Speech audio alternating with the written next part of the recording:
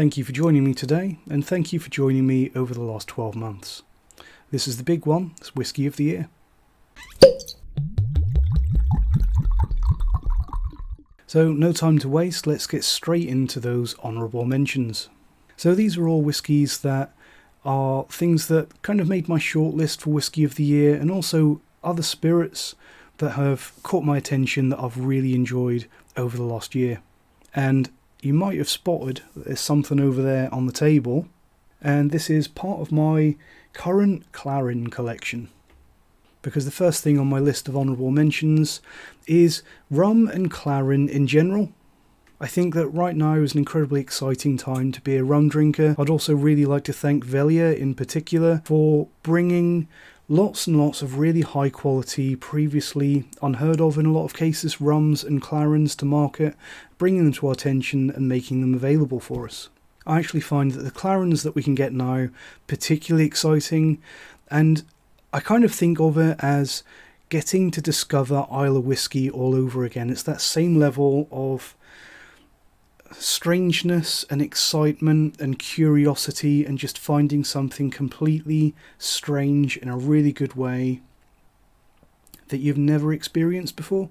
Because Clarin, or a lot of Clarins, they are some of the very few spirits around today that are offering truly unique and intense flavours. It's not like anything else, and after you've been around whisky for a few years, whisky will always be my first love, and there's nothing wrong with it, but after you've been around it for a few years, that excitement of discovering some completely novel flavours becomes more and more of a rare experience. Now, I know that some of you watching this will be groaning, and you'll be disappointed that yes, there are going to be some rum and Clarin reviews this year. Not only do I believe that rum is a very exciting thing right now, but most of all, it's what I've been really enjoying drinking lately, so it makes sense for me to cover what I'm excited about and drinking right now, although I promise that the channel will remain predominantly whisky. I really have to give an honourable mention to English whisky in general. I think that the last year or two we've seen some really good stuff coming out of English whisky distilleries. In particular, have to mention the Cotswolds distillery, who, despite not being around for as long as some of the other English whisky distilleries, they're putting out incredibly complex and well-made stuff, even at cask strength. Also have to give a mention to the Lakes distillery, and also a kind of neighbour of the Cotswolds distillery, the crafty little rye whisky from Oxford Artisanal Distillery. And I was really surprised by that one. It's probably my favourite ever rye whisky. They have done so much in such a short span of time, just with quality ingredients, care, a little bit of thought, and quality casks. FYI, if you haven't been keeping track of English whisky, believe it or not, there is actually 16-year-old English whisky out there right now. England have very recently, this year, released their first 16-year-old whisky. It's not remotely affordable yet, but it is stupendously good, and I'm very excited about the first affordable general release of an English whisky at that kind of age. Hopefully we don't have too much longer to wait. This next one, it might come as a little bit of a surprise to some of you, and I actually have the box and the bottle on hand here. You probably saw what it is. It's going to be a little bit of a surprise to some people, being a Diageo product, but this one is a whisky that I tried when it was first released, which I think was in 2015, and really liked it. But at the time, and this is kind of linked to something that I'm going to be talking about in this video and an upcoming video, I was very much of the opinion that we shouldn't be paying the same amount for a whisky as what we used to pay for a previously retracted age statement whisky. It's like the Glenlivet effect, where they temporarily tried to get rid of the 12-year-old and replace it with the crap Founders Reserve, and that didn't go down too well.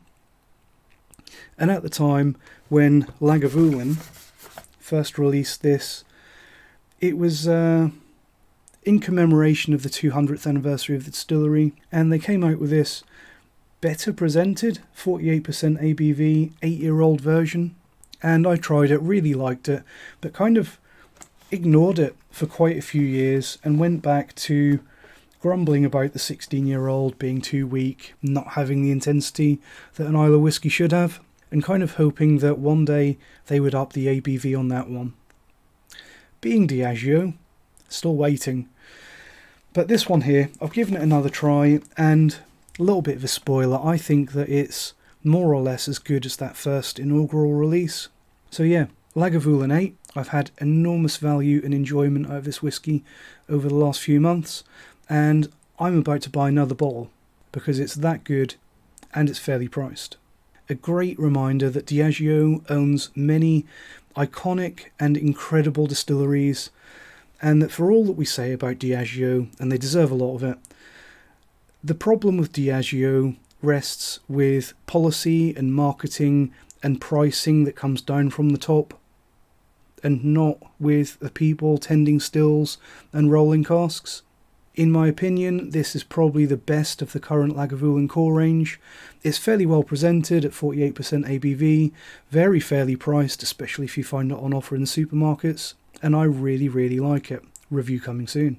This next one is almost a little bit of deja vu, and it will be literal deja vu to some of you who've been watching my reviews over December, because it's one from the Advent calendar, and it's another Diageo whiskey, but this time not from Diageo. This is Smoky Scott. So it's a Diageo product, but it's one that's been independently bottled. Again, showcasing that Diageo distilleries can make really, really great whiskey. This one in particular comes from Kalila, and we know that it's a 5-year-old single malt. And anyone that really likes their ballsy young Isla Peat, especially when it's on the fruitier side and it's more of a distillate-driven fruitiness, the fruitiness coming through from the malt, anyone that likes that kind of thing, and I really, really do, you're going to get on well with this one. Yes, Diageo their distilleries are very capable of making phenomenal whiskey. It's just head office like to add too much water and colouring and charge too much. This whiskey here was very nearly came out top on the Whisky Advent Calendar leaderboard this year, for very good reason, despite just being a humble 5-year-old dram, with no marketing gimmicks. It's not a super high ppm, it's got no wine finish, it's not matured in casks that were found at the bottom of the Arctic Ocean. It's just amazing whiskey. And while we're at it, I need to mention this one too. This is another deja vu moment for a lot of you. This is the Murray McDavid, so it's another IB. It's another IB of a fairly humble distillery. This is the Murray McDavid. I'm pretty sure this is the one that I had in the Advent calendar. It tastes like it is to me. It's a little bit... The description that Really Good Whiskey Company gave us on the dram of this one, it wasn't that clear, and there's a few various Costcraft products, but this is the Murray McDavid sherry finish hogshead cask Tullibardine, and it's kind of got the slogan chocolate and fruit. It's an independently bottled whiskey. This one that I've got here says batch SHRY-02, which you would think is probably sherry. And we know that it's natural colour. We don't know that it's non-chill filtered. Being 44.5% ABV and quite clear, it may be filtered, but it's also a very affordable whiskey and one that I've really been enjoying. As soon as I tried it in the Advent calendar, I knew that I wanted a whole bottle of this if it was affordable, and it is, so I bought it. With this one, you're getting some good notes coming through from the distillate. Probably more notes out of this flavour profile are coming through from the distillate than you would realise. And obviously Murray McDavid have chosen... What have they chosen? PX and Oloroso sherry casks from Jerez, Spain. And more than that, it's got a dog on the label. Look at that. Everyone likes a dog on the label, don't they? If that's Diageo, they'd probably keep another £100 on for that label. To be honest, it's the only reason I put it on this list. No, not really. Next up, we've got something very, very different, and this one is probably not deja vu because I'm pretty sure I haven't reviewed this one on the channel, and it's an Irish whiskey. And a lot of you may remember me saying at various times, probably several times, that I don't really rate Irish whiskey. I think that when you start with such a light and refined distillate, It really does you no favours when you then come to try and mature that spirit into something bigger and better, to try and get above that entry-level benchmark. I've got no problems with some of the cheaper, affordable, entry-level Irish whiskey products. I think that they can often do a good job for the price, but more often than not, when I try the more expensive premium Irish whiskies, I kind of find myself regretting not just buying a Scotch. This one really, really surprised me though, and you probably know what it's going to be. It's a Redbreast 12 cask strength. This is a beautiful whiskey that I kind of bought on a whim. I don't really know why I bought it. I'm going to blame G Whisky. Jeff at G Whisky, he did, I think it was a comparison video on Redbreast 15 and the 12 cask strength, and I thought, yeah, I could give that another go. It'd probably been about 10 years since I last tried this, and I don't remember liking it that much, but trying this one, I really, really do. I've been enjoying this one. Levels down to about there, sort of an inch past the bottom of the shoulder, and I've been enjoying this one far, far more than I ever remember enjoying any of the old batches that I tried all those years ago. This one is an easy repeat buy for me, despite being a little bit on the pricey side for a 12-year-old cask strength. Despite that, I will be buying another one of these, because it is that good. Review coming soon. And one final mention, and I'm not going to pick up the bottle for this one because I've left it upstairs, but one final mention to Loch Lomond Distillery. In particular, the one that I had this year, the Distillery Edition 3 Extra Long Fermentation, was an absolute masterclass, not just in distillation and maturation, but also in fermenting as well. It really shows that the people at Loch Lomond, they've really turned that place around. They're making an excellent range of whiskies, and what a range it is. They've really got something for everyone. And that Distillery Edition 3, the Extra Long Fermentation, it was one of the best whiskies that I had all year, and it probably would have been my Whisky of the Year 2023 if it wasn't such a small batch limited edition. Really great things coming out of the Loch Lomond Distillery these days, not least the experimental stuff. In my opinion, give us decent and experimental whiskey with all the details, put a fair price on it, and I will always be interested. So, that's all the honourable mentions. That leaves us with just one thing. And to be honest, I was a little bit conflicted with this one. I thought long and hard about this one, and the only reason for that is because normally with my Whisky of the Year, I tend to go with something left field, something thought-provoking and something different. And I can't really do that this year because 2023 for me, and for many other people, has really been the year of new distilleries, and there can only be one Whisky of the Year for my 2023, and that is Ardnamurchan Cask Strength. This is an absolutely beautiful whiskey. All of the AD releases, and I tried most of them, were brilliant whiskies as well, right from the start. It was very clear that Ardnamurchan knew what they were doing. And my only criticism, if you've seen my review of the AD batch that I had, is that I thought it could do with a little bit more oomph, and this has got it. Yes, technically this is a whiskey that was bottled in 2022, but it's my Whisky of the Year 2023, because that's when I've been drinking this. I haven't actually finished it yet, but I am very close to. And if you're not happy with the 2022 whiskey being the Whisky of the Year 2023, then I'm without a doubt going to replace this with whatever cask strength batch is available very, very soon, because I've had so much value and enjoyment out of this bottle. It's got all the good specs that we love to see. It's natural colour, it's non-chill filtered. It doesn't have an age statement, but it has the QR code, which I'll give you a close-up of. Now in case you want to have a look. If you scan that on a phone, that'll give you the PDF. And that PDF gives you the full cask breakdown, and from that, between you and me and not the SWA, you can find out exactly how old it is and how old every component is. It's just a really well-made, craft-presented whiskey made by people that care. I think it really epitomises the quality, transparency and value that we're now getting from a lot of these new distilleries. We've been told for far too long that by various distilleries that the market wants a lower ABV whiskey, that the UK market prefers 40%, that customers prefer whiskey which is crystal clear, that customers prefer homogenised colour, that if customers see one batch which is a shade different, then they'll be disgusted and never buy it again. We've been told for far too long that all of those things are more important than flavour. We all obviously disagree, and so does Ardnamurchan. It's a true sign of the times that we're getting so much out of a whiskey from a distillery that's only been around for about a decade.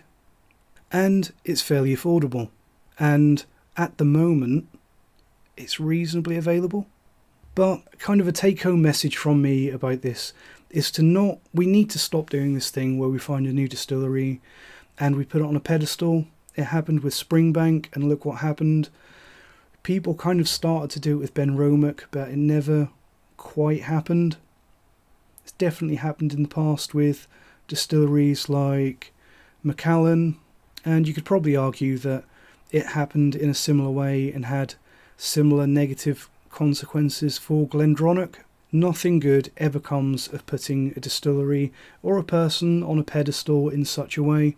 And I say that because there's always the possibility that as this stuff becomes more and more well known, it's going to become harder and harder to find, or more and more expensive to buy at auction, which may be the only place left. But what I would say is, don't just put this one distillery on a pedestal. By all means, buy and enjoy Ardnamurchan, but don't become a rabid fanboy the way that a lot of people have with Springbank. If Ardnamurchan does become unavailable in the future, then there's going to be plenty of other quality craft distilleries popping up to offer us something similar. And that's exactly what we should do, rather than becoming willing victims to the flippers and auction scalpers, as has happened to a lot of the long-suffering Springbank fans. Fingers crossed, though, that won't happen. Let's get some in the glass. Let's have a little bit. It's Whisky of the Year. So, lovely presentation, lovely natural cork stopper, and a beautiful whiskey. I've said before that I always used to really like the Ardmore traditional cask, which is bottled at 46% and non-chill filtered. Can't get that anymore. And Springbank, you can't really get any more Springbank 10. The Springbank 10 and the Ardmore traditional cask and Ardnamurchan, similar kind of feel to them, in my opinion. So the fact that this one is available and it's affordable, it's really a little bit of a no-brainer.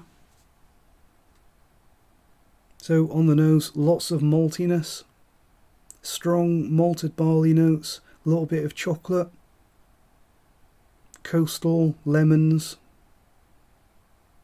salted lemons floating in a rock pool. I think I've probably said that one before. Slightly smoky, not a peat bomb, it's just got the right amount of smoke.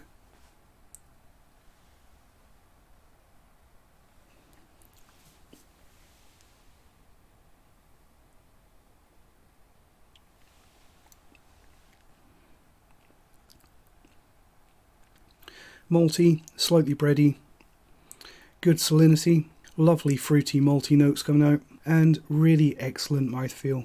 This is a really great, full-flavoured quality whiskey, made with care and intelligent choices and not handicapped by ignorant decisions like chill filtration, artificial colouring and over-dilution. I really hope that we'll get more like this, and I hope that it will remain available and affordable, and I also hope that other distilleries are taking note, both new and old distilleries, of the success that Ardnamurchan have had and why, because we have some really good options when it comes to young but well-made quality whiskey these days.